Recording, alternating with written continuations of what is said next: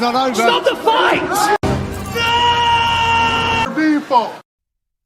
Everybody, I come here for everybody. Kill everybody. I'm the champ. I'm the king. Kill everybody. Ah! All right, guys, welcome back to Broke Bets. Here for UFC 290 and our bets for you guys. We got Carson here. Yes, sir. Got a bounce back this week. Yeah, didn't go too great last week. I'll flash those bets for you guys. Came off of this last card, and not many cappers did well. If you did, congratulations. It was a parlay destroyer card, and the favorites fell, and lost some bets. Went backwards from our Emmett Taporia card, and but we think we got some solid bets here to make a comeback with. So UFC 290, first bet, starting it off. I'm calling this just basically a straight bet. This is Robert Whittaker by KO or points for minus 250. I think if you're just going to get a line steal here, this is the way to do it. Whittaker has not had a submission, I don't believe, in the UFC. On Tapology, it says he has 5 on his record. However, I don't see any that he's had in the UFC. I don't remember any. When he goes to the ground, it seems like he just tries to get up. And Duplessis, on the other hand, a little bit sloppy on the ground, but really strong and could have good submission skills. So I would think Whittaker would keep this fight on the feet. And I mean, we got another bet with Whittaker here coming up. Yeah, so. You gotta imagine Whittaker wants this on the feet, and he'll just try to pick him apart there. When when he's minus 400 or whatever he is right now, I mean, it's tough to find spots to bring that down, but I think this is a really good spot here. Yeah, a common theme we've talked about this week is the heavy favorites and how it's hard to come up with plays, so we try to find some extra spots for you guys. Going again here for another bet with Whittaker and Jalen Turner. I got the Whittaker line a little bit early, but again, I could just skim 100 off that with KO or points, and I just think that's an easy way to do it. But I trust Whittaker. I think that the only scare is Duplessis does have that crazy power, but Whittaker doesn't get really clipped that clean in his most recent fights. I mean, even with Adesanya had a lot of trouble touching him. So still liking him. And then Jalen Turner, I just think he's leveling up. Not to disrespect Dan Hooker's skill set, but Jalen Turner's been using his length really well and putting pressure on people, finishing people, submission skills. And his cardio held very well versus Mateus Gamrot too in the Wrestling Fest. So I just think that he's me better all around here than Dan Hooker and put the pressure on him. Both these guys or at least Dan Hooker likes to stay in a firefight, and I think that Jalen Turner can win that firefight. So moving down further, Cameron Saaiman and Esteban Ribovics, putting these two together. Saaiman, just as we talked about in our breakdown video, so well-rounded with the boxing, the grappling, the kicks. The kicks. And Terrence Mitchell, not a lot of great film on this guy, fighting in Alaska, and scenes that really aren't super competitive in MMA. And I just think that Simon's going to have a little bit more durability in there and toughness when it comes to the punching. So I like him. And Ribovics, I just haven't seen enough out of Kameula Kirk. I got a little bit screwed on this line because now Ribovics is now on like minus 140, but I think that just Ribovics possesses better striking, and Kirk just isn't that great anywhere. So also a natural lightweight for Ribovics, been knocking out lightweights, so kind of expect him to control that part of the fight.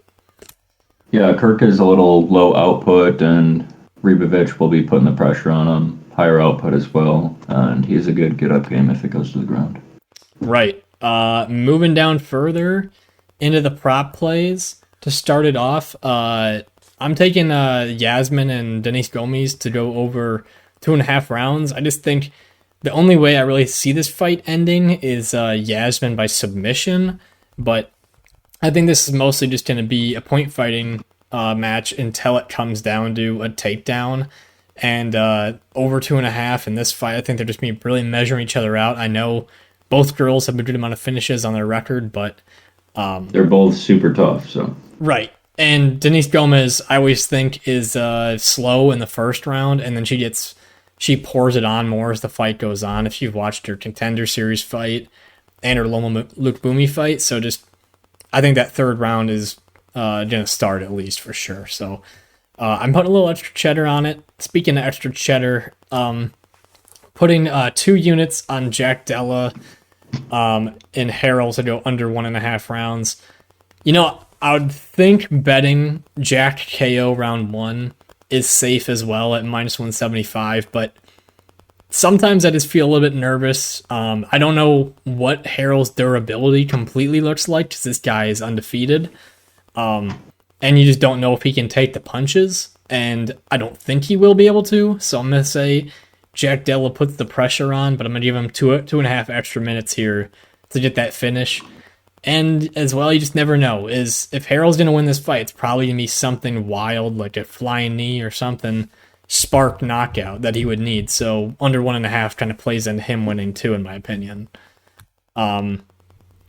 Next bet, got a great line on this one. Moreno and Pantoja to go over 3.5 rounds. A lot of people got this one this week, and for good reason. You know, they've already gone 3 rounds in their last fight.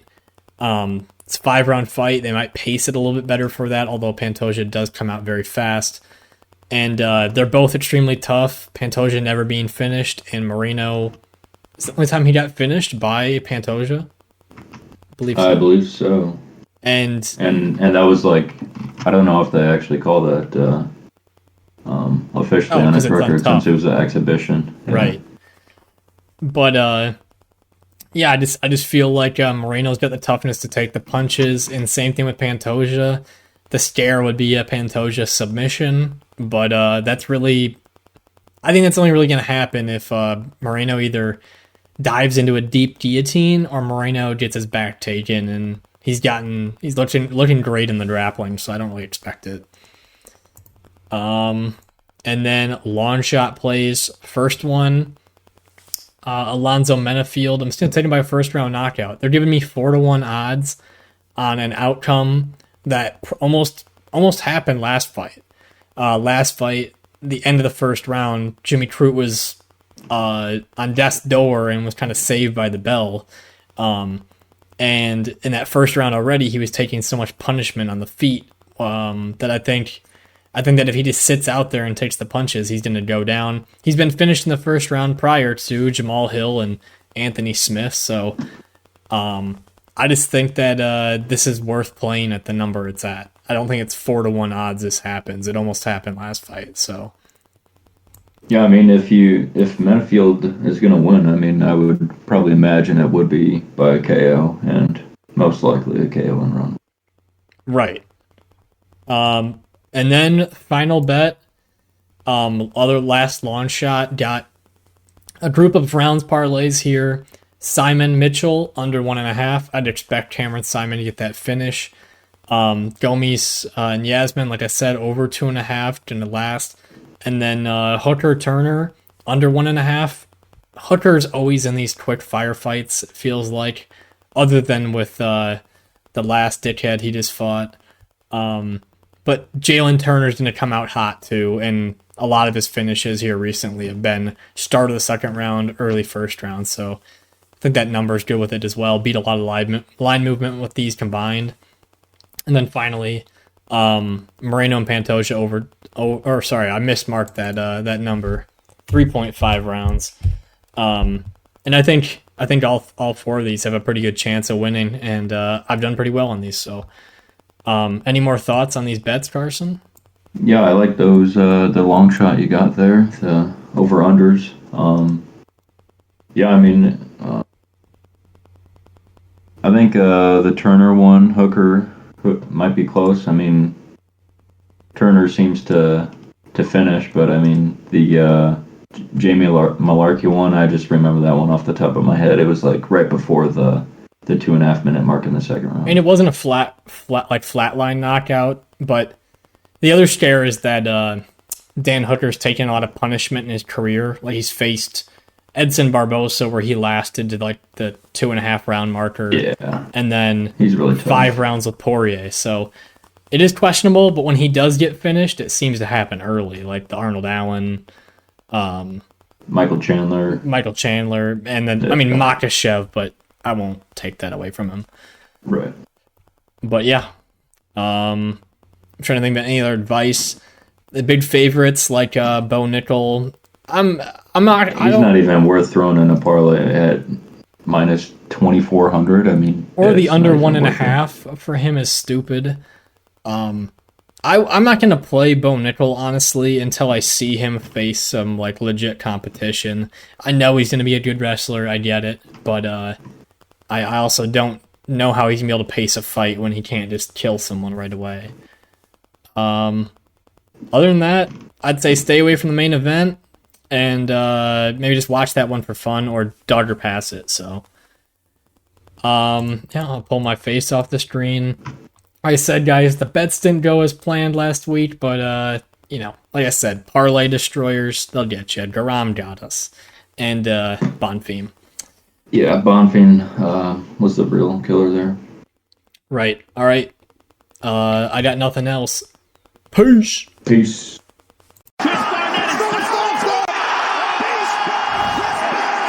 I know. It doesn't matter from the trenches. I'm built like this. The aunt down to me said I couldn't do it. The aunt said I couldn't do it.